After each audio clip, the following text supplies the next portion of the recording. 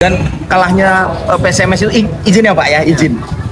Hanya menanyakan yang dikatakan netizen. Itu memang ngasih Mas Sriwijaya apa nggak? Biar sama-sama aman lah tim Sumatera. Enggak ada Pak? Nggak ada. Nggak ada. Ya? Nggak ada. Jadi kita memang betul-betul fight. Karena kita betul-betul fight. Babak pertama kan 0-0. Ya, benar. Babak pertama 0-0. Oke. Babak kedua ya boleh dibilang kurang antisipasi lah pemain bawah ini nutup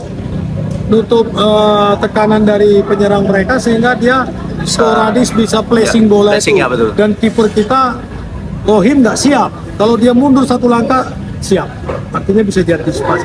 Tapi itulah sepak bola. Iya. Kita nggak bisa menyalahkan dia karena di dalam pertandingan hal ini wajar. Iya.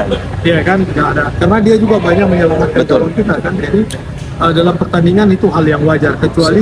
Kecuali misalnya dia tangkap bola lepas langsung bola. Nah, itu baru lucu kita Pak ya. Itu lucu. Tapi ini kan perjuangan. Iya. Yang dia kurang antisipasi bolanya. Agak ngelop lah, bola lop lah Pak. ya. Tergantung lah. Tergantung dia. lah. Satu langkah. Itu Bapak kan biasa sama pemain-pemain lama kayak Rohim itu kan dekat. Ada Bapak Ada. Lici juga ada ya? Ada, aku bilang. Ada saya bilang. Kau kenapa nggak? Iya Om, silap aku Om. Ada aku tanya, saya jujur saya bilang, silap saya Om. Kenapa silap? Itulah kurang saya mengikuti, mestinya aku mundur satu langkah. Iya. Karena kan dari flank dulu tuh Pak serangannya, sayap ya. Dari kiri bawa Iya, dia iya. dari kotak 16 yang setelah ini saya lihat malah saya menjadi aneh kok Medan PSMS main di lawan Dejan kok bisa seri di Medan. Nah, itu juga tanda tanya saya. Wah, saya kan nggak masuk di situ. Iya, iya. Kok nggak ada lawan sekelas Dejan ini kok bisa seri? Nah, itu justru kita tanda tanya. Seri terus-terusan lawan Dejan ya Pak? Seri. Iya. Nggak ada. Dejan ini klub baru yang baru muncul kok bisa seri dengan nama besar PSMS kan gitu. Nggak ada istilahnya kayak gitu. Kalau kemarin ya jangan terjadi perpecahan di dalam, jangan terjadi pemain sama pemain dengan pengurus Cekcok, saling cekcok. Ya kita buat enjoy aja. Pemain ini yang penting dia enjoy. Sepanjang dia enjoy, dia tidak terbebani, kasih dia main bagus, kasih dia kepercayaan. Itu aja. Pak, ini Pak statement setelah PSMS Medan gagal lah masuk ke playoff ya Pak ya, playoff ini ya, playoff untuk ke Liga 1 ya Pak ya. Itu kan ada pernyataan dari Bang Ari juga bosnya, kayaknya udah aku lepas nih. Baru kemudian muncul nama-nama nih Pak.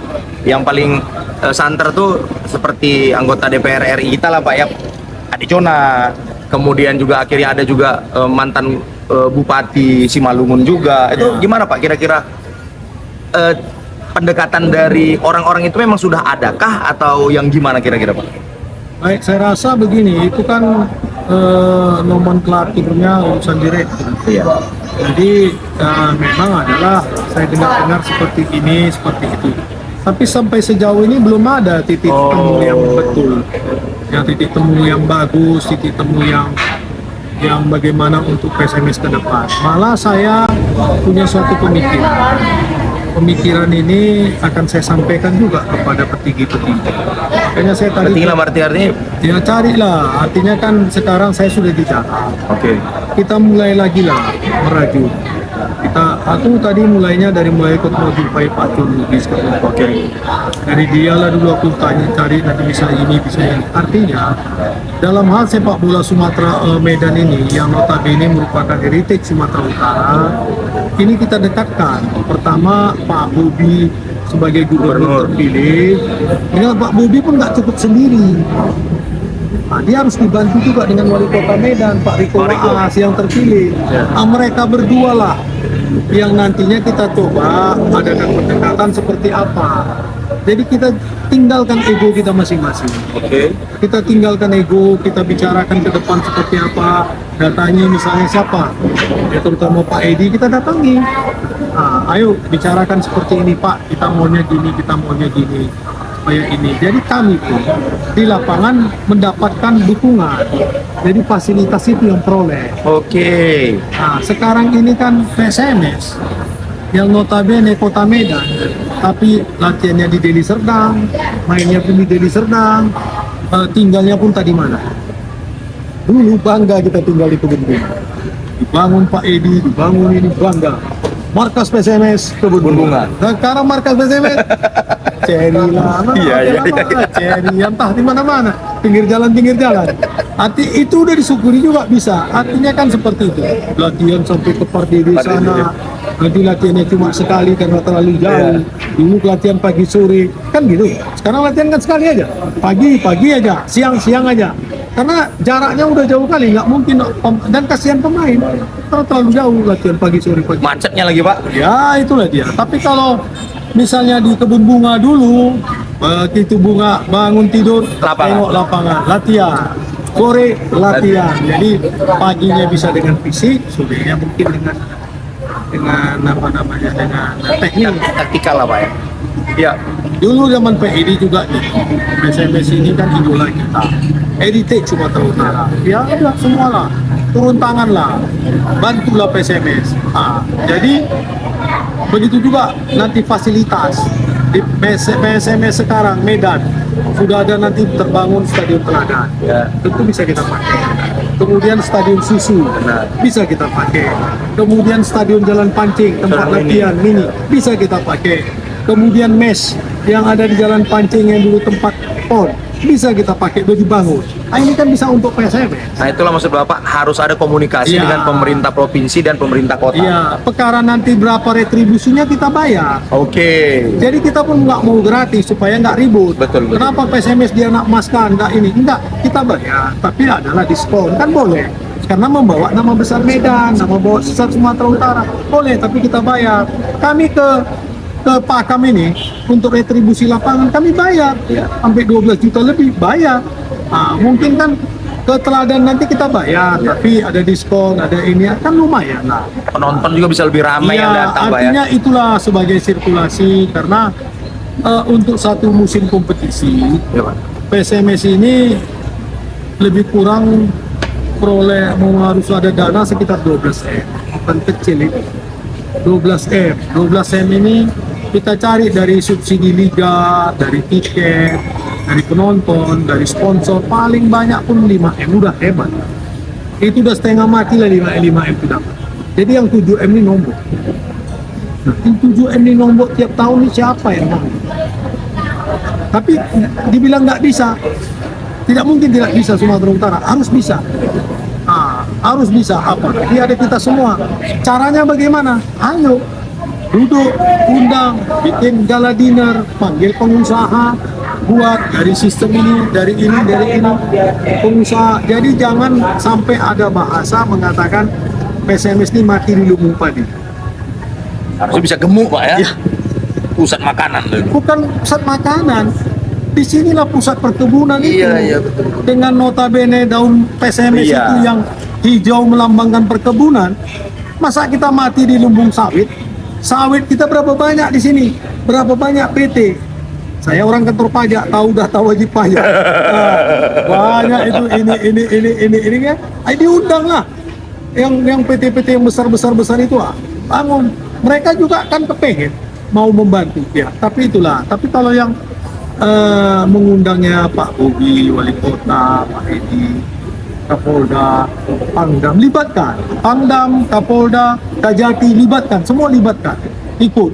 Mereka juga nanti setelah nyumbang difoto, taruh 50 inci di kantor. Mereka bangga nyumbang PSMS. Kan gitu. Ada feedbacknya gitu. Ini banyak perusahaannya. Kalau satu perusahaan membantu 500 juta, 1 miliar, apa nggak tertutupi? Yang 12 miliar tadi. Jadi kita pun nanti jangan sibuk-sibuk lagi. Ini setelah Lebaran, Hari Raya Idul Fitri bulan 5, bulan 6, udah harus mempersiapkan. Jangan sampai nanti kita dapat pemain-pemain sisa. Artinya kalau memang udah mulai lobbying, kita ada duit memang sudah bisa, ya mulai aja. Berarti artinya tapi diawali dulu dengan ada komunikasi. Ya, harus ada komunikasi. Itu izin Pak, seharusnya apakah Ari Maulana dulu yang melakukan undangan sesuai dengan atau gimana Pak? Seharusnya teknisnya menurut Bapak? Ya itulah dia. Makanya saya memulai, pertama saya juga sudah bikin surat audiensi kepada Kadispora. Kadispora Medan dan Kadispora Sumut. Pertama saya audiensi bahwa inilah kami. Nanti kalau ada apa-apa Pak, kami tolong diundang. Kemudian begitu juga dengan Kadispora Sumut. Saya udah ajukan surat ini, udah masukkan.